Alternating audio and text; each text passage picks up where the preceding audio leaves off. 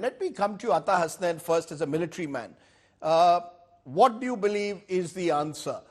Given the fact that there are these high-profile terror attacks that continue every few months, do you really believe, Omar Abdullah believes that the terror machine is intact, Article 370 has made no difference? What's your view? Do you believe that things are better? And how should we be responding? Thank you, Rajdeep. Thank you for inviting me for your show. And I start by expressing my very deep regrets at the loss of lives of all three officers. And I hope that these operations will go to a logical conclusion where we will eliminate the terrorists who were involved in this.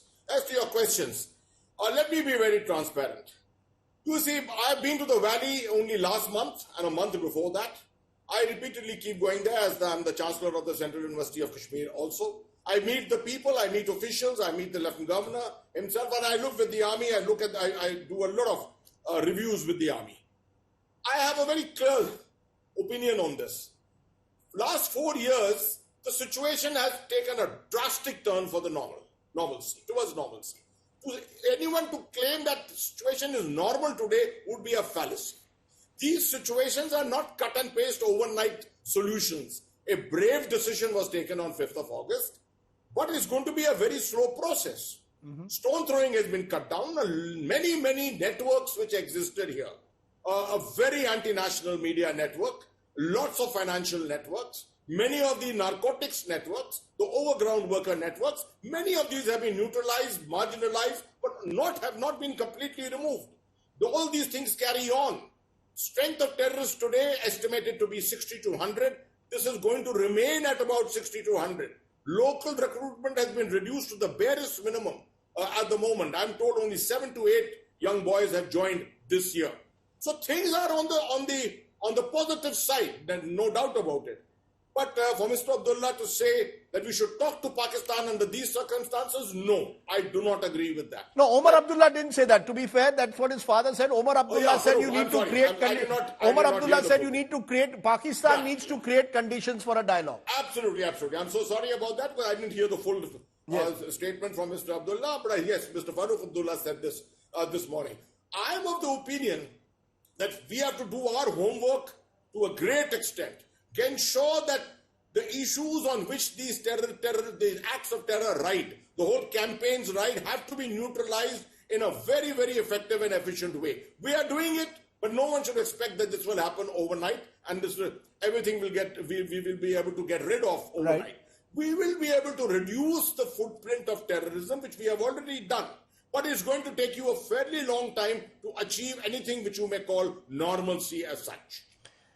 Abdul Basit, you heard Lieutenant General Ata Hasnain saying, look, the terror machine exists and you cannot turn a blind eye to the fact that this terror machine is sponsored from across the border. The Lashkar-e-Taiba continues to operate out of your country. These are groups which have been there has been evidence brought against them for 26/11, for other terror attacks, but the machinery is not being stopped. So unless you stop the pipe, you're going to continue to have these terror attacks in Kashmir. Does Pakistan recognize what it's doing to itself and thereby, dare I say, to the Kashmir Valley?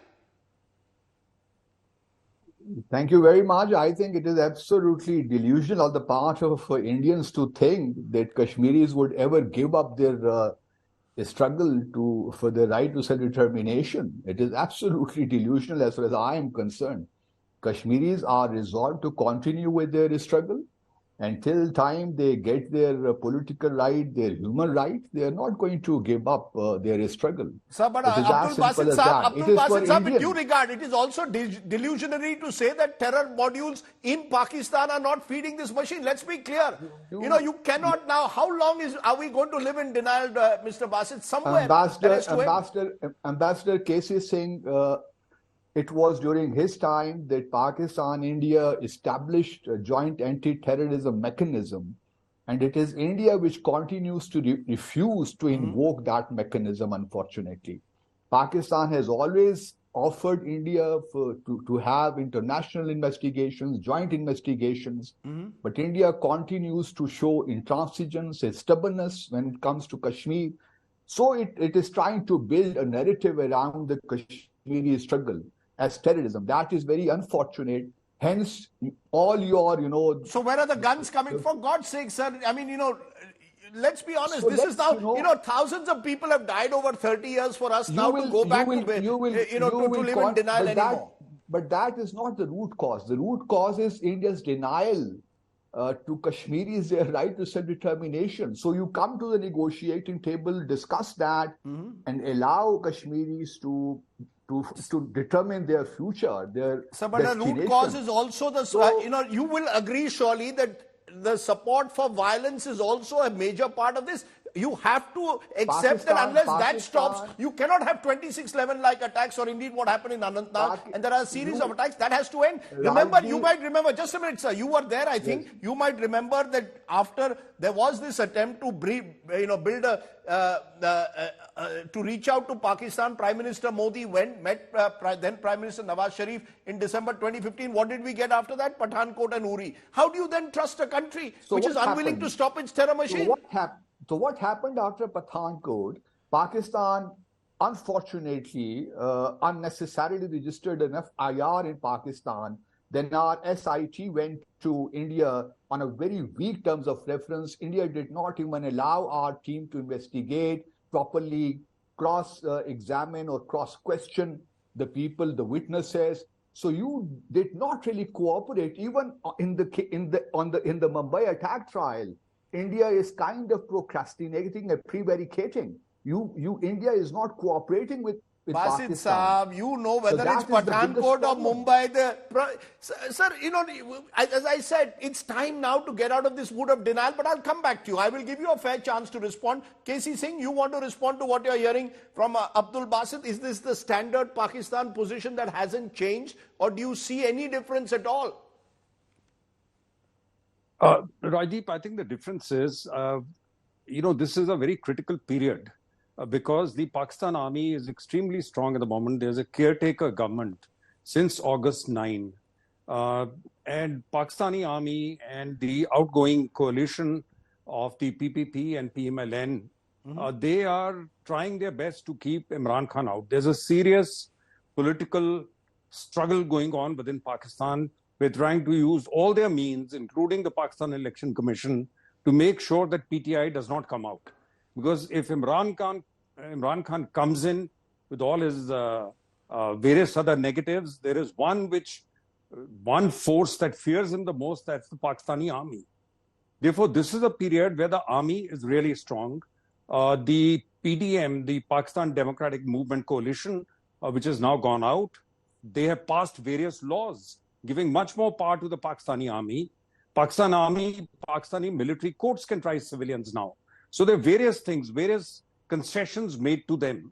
And when this internal struggle is going on in Pakistan, and there's no clarity whether elections will be held in November or they'll get postponed to March, the Pakistani army at that stage gets much greater leeway.